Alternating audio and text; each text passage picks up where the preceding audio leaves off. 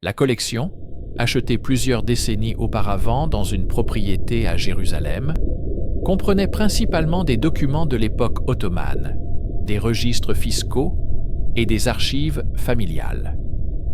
Mais dans un dossier en cuir portant l'inscription erronée, titre de propriété, année 1890, se trouvait un fragment de parchemin, bien plus ancien que tout le reste du lot.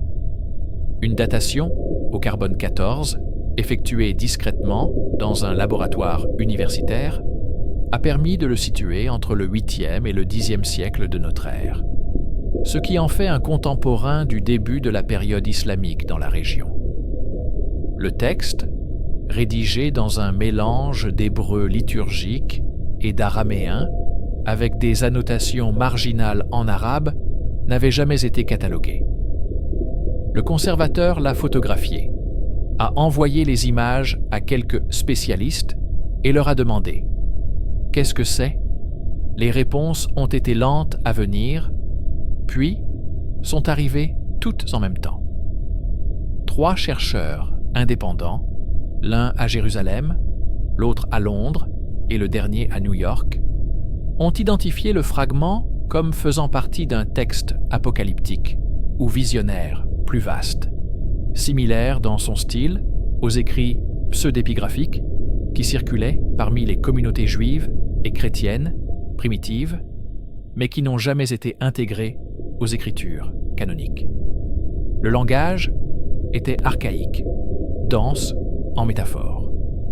Mais certaines phrases ressortaient avec une clarté troublante. Près du centre du fragment, en écriture serrée, une ligne disait « Et la pierre qui marche dans les cieux reviendra en son temps, et les fidèles se rassembleront sous le mur, afin que leur cri s'élève et soit entendu par la roue au-dessus. » Un autre passage, partiellement endommagé, mentionnait le temps du rassemblement, et lorsque la pierre du ciel franchira la porte du soir. Les érudits étaient prudents. Les textes apocalyptiques sont courants dans la littérature antique du Proche-Orient. Les références à des événements célestes, comètes, éclipses, conjonctions, apparaissent souvent enveloppées dans un langage symbolique. Les pierres qui marchent peuvent désigner aussi bien des météores que des planètes ou des constructions purement théologiques. Les murs peuvent être littéraux ou allégoriques. Pourtant, la formulation était étrangement précise. Il ne parlait pas d'un événement catastrophique unique, mais d'un retour, d'une saison, d'un passage. Et il reliait directement ce mouvement céleste au comportement humain. Rassemblement, cri, remarqué. L'un des traducteurs, spécialiste du judaïsme du Second Temple, a noté dans un email privé « Cela ressemble moins à une prophétie qu'à une instruction », comme si l'auteur décrivait une pratique, un rituel lié à un cycle astronomique. Une analyse plus approfondie du fragment a révélé des détails supplémentaires. Les notes marginales, écrites d'une main postérieure et probablement ajoutées plusieurs siècles après la composition originale, comprenaient des schémas rudimentaires. L'un d'eux représentait une ligne verticale, peut-être un mur ou une tour, avec de petites silhouettes humaines regroupées à sa base. Au-dessus, un arc avec un point mobile, intitulé en arabe « Al-Hajar al-Raja », la pierre qui revient. Un autre diagramme esquissait les relations angulaires entre l'arc, la ligne d'horizon et ce qui semblait être des repères directionnels. Un géographe invité à participer à la discussion a reconnu la disposition. En superposant le diagramme sur une carte de l'ancienne Jérusalem, la ligne verticale s'aligne presque parfaitement avec le mur de soutènement ouest de la plateforme du Second Temple, la structure aujourd'hui connue sous le nom de mur occidental ou kotel. La provenance du fragment était obscure. Il provenait de la succession d'un érudit qui avait travaillé avec le Palestine Exploration Fund au début du XXe siècle, acquérant des manuscrits provenant de collections privées, de monastères et de marchands de toute la région. Aucun document n'indiquait l'origine de ce fragment particulier. Il pouvait provenir d'une génisa, un dépôt pour les textes sacrés endommagés, d'une grotte, d'une bibliothèque oubliée, voire d'archives médiévales au Caire ou à Damas. En l'absence d'une chaîne de conservation claire, l'authenticité du texte restait provisoire. Mais la datation au carbone, l'analyse chimique de l'encre et l'analyse linguistique convergeaient toutes dans la même direction. Ancien, authentique et inconnu de la recherche moderne. La nouvelle de ce fragment a circulé discrètement parmi les spécialistes, puis de manière moins discrète parmi ceux qui étudient les liens entre les événements célestes et les rassemblements humains. Une chercheuse impliquée dans les études sur les anomalies de foule à Jérusalem a obtenu une copie de la traduction et a recoupé le langage de la saison du retour avec les comètes à longue période connue. Elle n'a trouvé aucune correspondance claire avec les objets enregistrés dans les chroniques médiévales ou les tablettes babyloniennes. Mais lorsqu'elle a saisi les paramètres orbitaux d'Atlas et effectué des simulations rétrospectives, une tendance s'est dégagée. Les saisons pendant lesquelles Atlas aurait traversé le ciel du soir à basse altitude, au-dessus de Jérusalem, s'alignaient à peu près tous les 7 à 8 siècles, ce qui était suffisamment proche du retour cyclique suggéré par le fragment pour susciter l'intérêt, même si cela ne constituait pas une certitude. Une phrase du texte est devenue le point central du débat, afin que leur cri monte et soit entendu par la roue au-dessus. En termes théologiques, la roue est une image courante de la présence divine, empruntée à Ézéchiel et à d'autres visions prophétiques. Mais dans le contexte astronomique du fragment, certains interprètes se sont demandé si la roue faisait référence à quelque chose de plus littéral. Une orbite, un cycle, un mécanisme. Un chercheur, écrivant sous un pseudonyme pour éviter les réactions négatives de ses pairs, a proposé une interprétation radicale. Le texte pourrait décrire une croyance, répandue parmi certains groupes dans l'Antiquité, selon laquelle certains objets célestes servaient de médiateurs ou de points de transmission entre la dévotion humaine et un ordre supérieur. Le rassemblement au mur ne serait pas une piété fortuite, mais un acte programmé, synchronisé avec les moments où la roue, la pierre qui revient, était positionnée de manière optimale pour relayer ou amplifier l'intention humaine. Les archives historiques de l'époque où le fragment a probablement été composé montrent que Jérusalem était une ville contestée et multicouche. Les communautés juives maintenaient une vie rituelle autour des ruines du temple. Les pèlerins chrétiens visitaient les sites liés au récit de la Passion. Les premières autorités islamiques contrôlaient la ville et ses sanctuaires.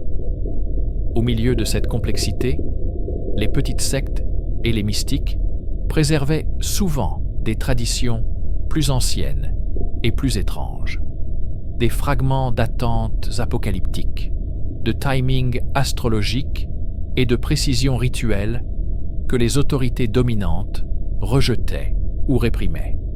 Le fragment pourrait être un vestige d'un de ces groupes, une communauté qui croyait que certains moments du calendrier céleste ouvraient des canaux qui étaient autrement fermés.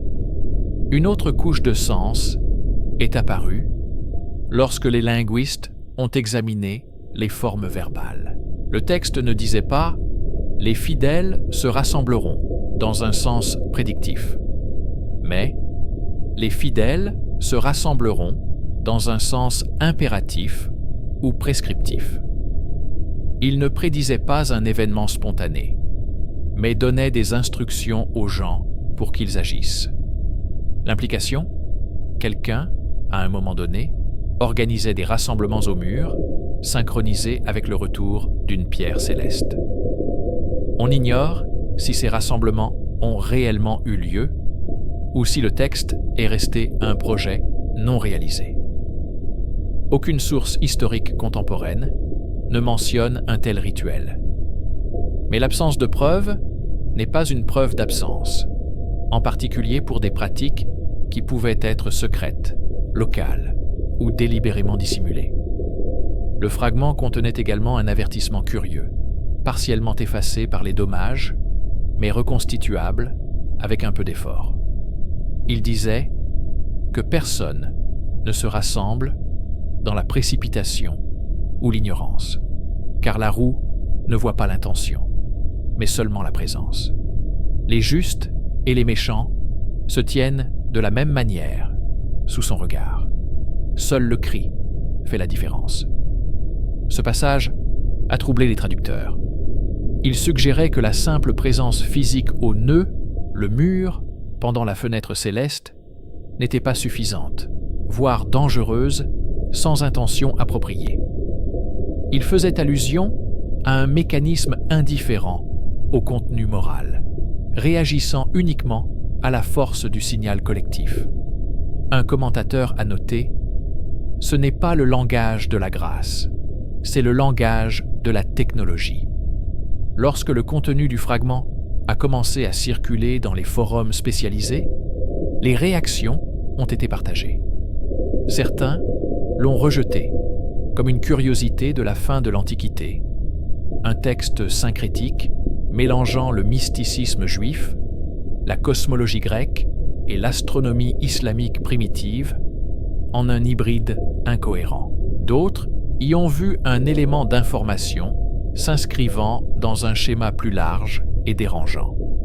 Les communautés anciennes à travers le monde semblaient conscientes des événements célestes périodiques et construisaient des rituels autour d'eux, non pas comme une superstition, mais comme une pratique fondée sur l'observation. Quelques-uns, conscients des anomalies modernes de la foule et des données orbitales d'Atlas, ont commencé à se demander si le fragment était moins une relique du passé qu'un manuel pour quelque chose qui se produit encore aujourd'hui. Un chercheur, dans un projet d'article qui n'a jamais été soumis à un comité de lecture, a résumé le dilemme. Si le fragment décrit une pratique réelle, des rassemblements programmés en fonction d'un retour céleste, organisés à un endroit précis pour s'assurer qu'un cri soit entendu, alors nous devons nous demander si cette pratique fonctionnait. Les communautés anciennes présentes au mur ont-elles connu des synchronies, des compulsions ou des effets que nous détectons aujourd'hui avec les tourniquets et les signaux des téléphones portables? Si tel est le cas, la tradition n'est pas morte. Elle est passée dans la clandestinité ou est devenue inconsciente, encodée dans la mémoire collective comme une envie inexplicable de se rassembler lorsque la pierre traverse le ciel. La dernière ligne du fragment, à peine lisible, ajoutait une coda obsédante. Traduite librement, elle disait « Lorsque la pierre aura achevé son 7e retour, le rassemblement sera le dernier, car la roue descendra et le mur parlera. » L'expression « 7e retour » impliquait un cycle fini, et non une répétition sans fin.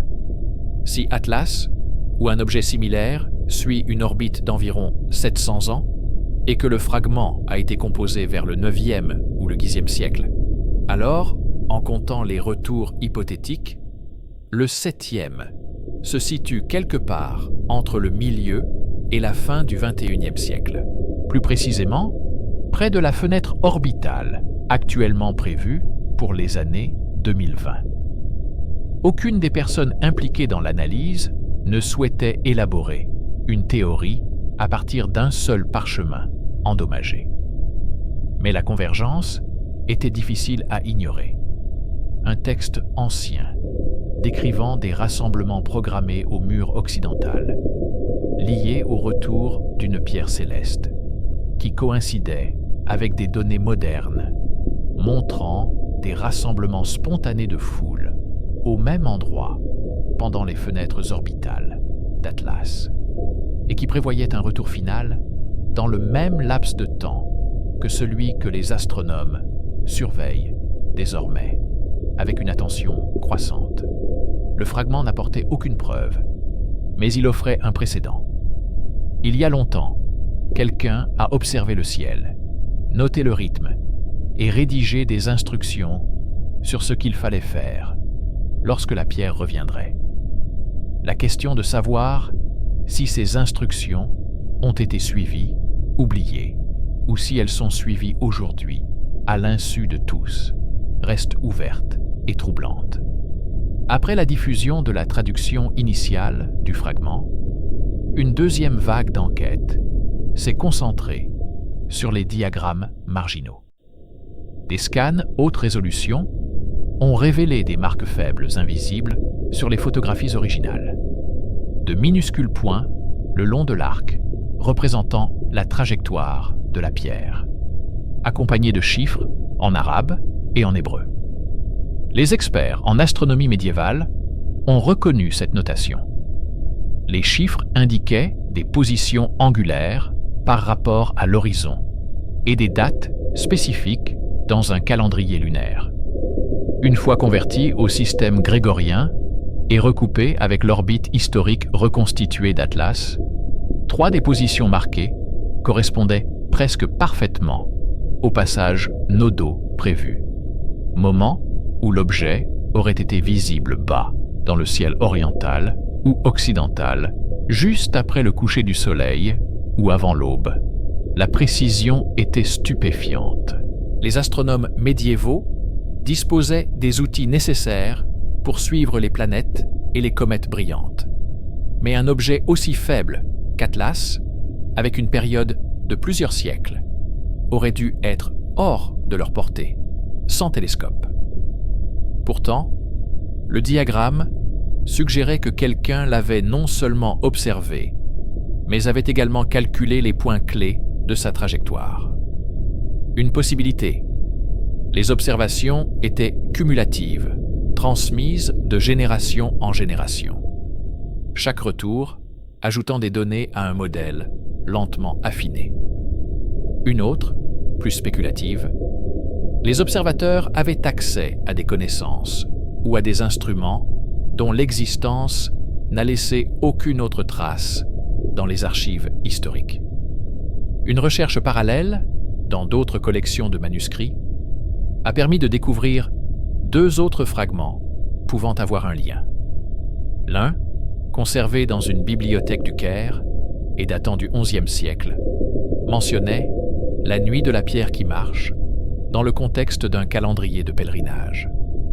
Un autre, provenant d'archives monastiques du Sinaï, décrivait des rassemblements au lieu des pleurs, lorsque la roue du ciel touche la porte.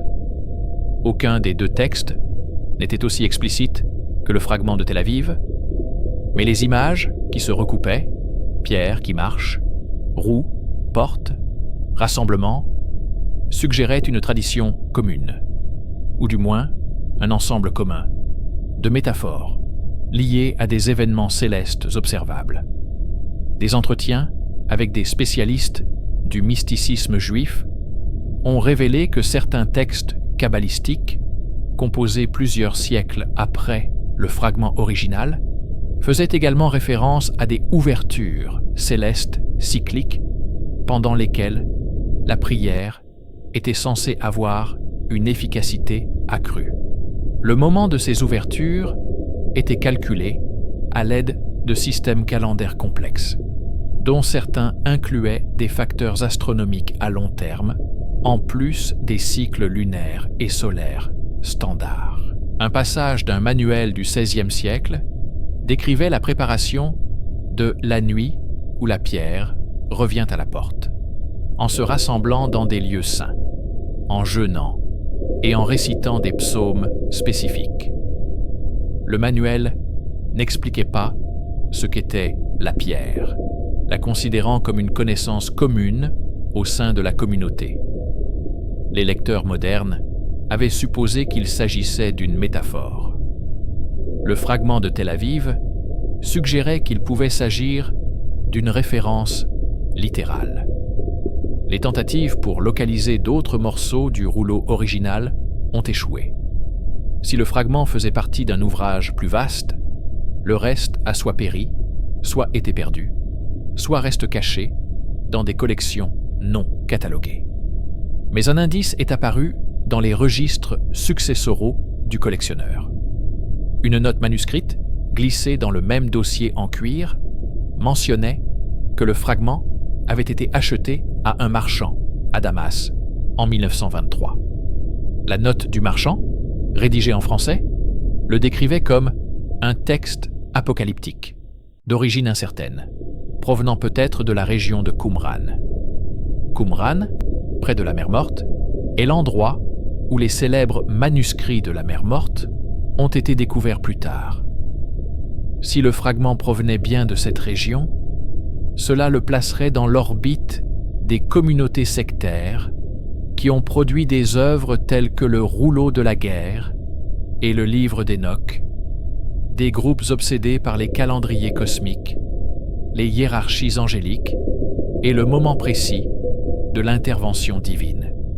De retour à Jérusalem, un petit groupe de travail s'est discrètement formé pour vérifier si les anciennes instructions pouvaient être corrélées avec les données modernes. Ils ont pris les références du fragment à se rassembler au mur lorsque la pierre franchit la porte et les ont reportées sur les ensembles de données relatives aux anomalies de foule.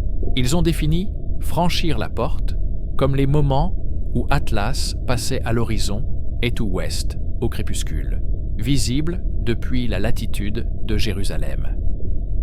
Les résultats étaient statistiquement significatifs. Les augmentations spontanées de fréquentation du mur occidental au cours des 2 dernières décennies ont montré un regroupement clair, bien que non parfait, autour de ces moments de passage au crépuscule. Le texte ancien ne décrivait pas seulement un rituel. Il décrivait un modèle réel et récurrent de comportement humain encore détectable aujourd'hui. Un membre du groupe, physicien spécialisé dans les systèmes complexes, a proposé un mécanisme. Si Atlas module les champs électromagnétiques à basse fréquence lorsqu'il passe par certaines coordonnées, et si ces champs influencent subtilement la synchronisation neuronale dans des populations déjà conditionnées par la croyance et l'habitude, alors le rassemblement décrit dans le fragment n'est pas une obéissance mystique, mais une réponse bioélectromagnétique. Les anciens ont observé cet effet, l'ont attribué à un ordre divin et l'ont codifié sous forme de rituel. Nous observons le même effet, l'attribuons à une dévotion spontanée et passons à côté du facteur sous-jacent. Ses collègues étaient divisés. Certains trouvaient le modèle convaincant. D'autres avertissaient qu'il dépouillait le phénomène de son sens, réduisant la prière à la physique. Les réactions théologiques au sein du petit cercle de clercs qui ont été informés allaient de la fascination à l'inquiétude. Un rabbin, impliqué dans le dialogue interconfessionnel, a vu dans le fragment la confirmation que les générations précédentes étaient en phase avec des rythmes que la société moderne avait oubliés. Ils n'avaient pas nos outils, disait-il, mais ils avaient de la patience et un sens de l'observation. S'il remarquait que certaines nuits rassemblaient plus facilement les gens, et s'il reliait cela à un événement céleste, il faisait de la science, pas de la superstition. Un érudit chrétien, plus prudent, s'inquiétait du déterminisme. Si les rassemblements sur les sites sacrés sont déclenchés par des facteurs externes, cela nuit-il à l'authenticité de l'expérience, ou cela révèle-t-il que Dieu œuvre à travers la création, intégrant des appels et des réponses dans la structure même du cosmos? La dernière ligne du fragment, la référence à un 7e retour et au mur qui parle, a fait l'objet d'intenses spéculations privées. Si le cycle était réel et le décompte exact, la fenêtre qui s'approchait dans les années 2020 marquerait ce 7e retour depuis la rédaction du texte. Que signifiait le fait que le mur parle? Les littéralistes imaginaient des phénomènes physiques, des sons, des vibrations, des signes visibles. Les symbolistes y voyaient une métaphore de la révélation, de la divulgation ou de l'éveil collectif. Quelques esprits plus sombres envisageaient une autre possibilité, que parler signifiait l'échec, l'effondrement ou la rupture d'un sceau qui avait tenu pendant des siècles. Les responsables de la sécurité, informés du fragment et de ses implications, adoptèrent une approche pragmatique. Si le texte décrivait une tradition de grands rassemblements liés à des événements célestes, et si ces rassemblements se poursuivaient inconsciemment, alors le 7e retour prévu représentait un point de rupture potentiel. Combiner une foule spontanée et chargée d'émotions avec l'instabilité politique, les tensions religieuses ou un incident déclencheur, et le résultat pourrait être catastrophique. Les plans d'urgence furent mis à jour. La surveillance, pendant les fenêtres prévues, fut discrètement renforcée.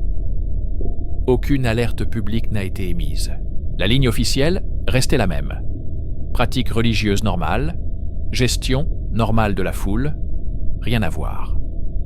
Pendant ce temps, les astronomes amateurs et les théoriciens du complot ont commencé à relier les points en ligne.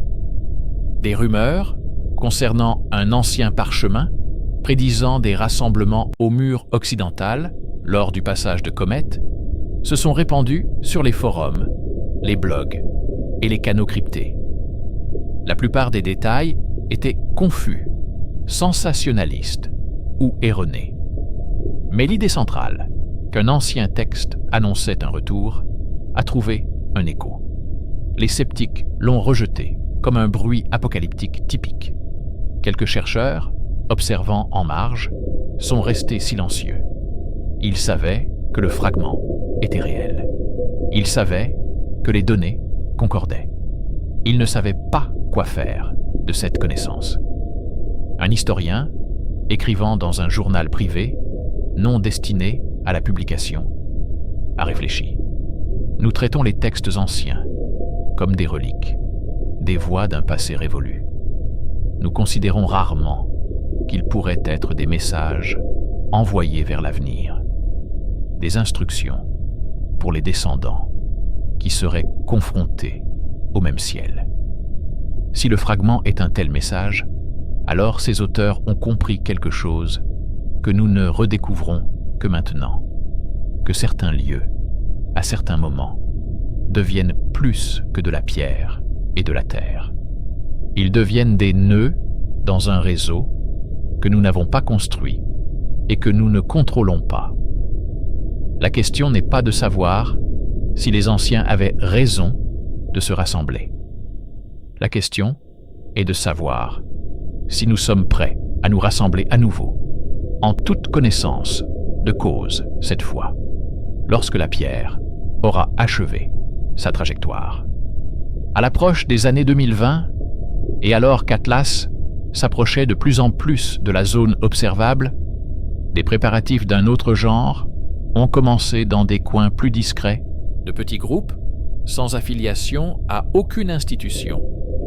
On commençait à organiser des veillées au mur occidental, non pas en fonction d'un calendrier religieux, mais en fonction du calendrier céleste évoqué dans le fragment. Il ne l'appelait pas rituel, il l'appelait témoignage. « Nous voulons être là », écrivait l'un des organisateurs, « lorsque la roue passera. Non pas parce que nous croyons qu'elle nous sauvera ou nous condamnera, mais parce que l'ancien texte dit que quelqu'un doit être là, attentif, lorsque cela se produira. Nous devons bien cela à celui qui a écrit le parchemin et à celui qui pourrait écouter. Lorsque les autorités religieuses officielles ont pris connaissance de ces projets, elles ont été partagées. Autoriser des rassemblements non structurés sur un site aussi sensible risquait de provoquer des troubles. Les interdire risquait de les faire passer pour ignorantes ou craintives.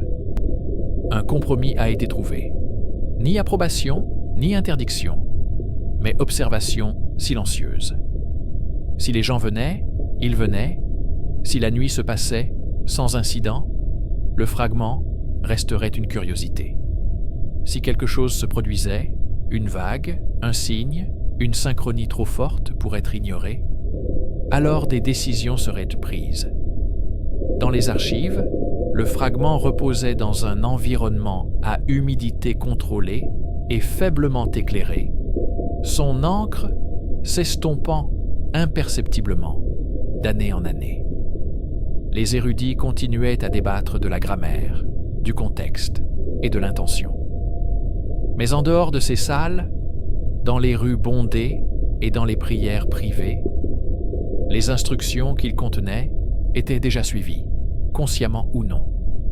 Les gens se rassemblaient, la pierre bougeait, la roue tournait, et quelque part dans les rouages profonds de l'espace, un objet plus ancien que la mémoire franchissait une autre ligne invisible, indifférent à ce que quiconque en dessous comprenne, croit ou même remarque.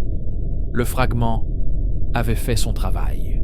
Il avait survécu assez longtemps pour murmurer « Quand la pierre reviendra, allez vers le mur.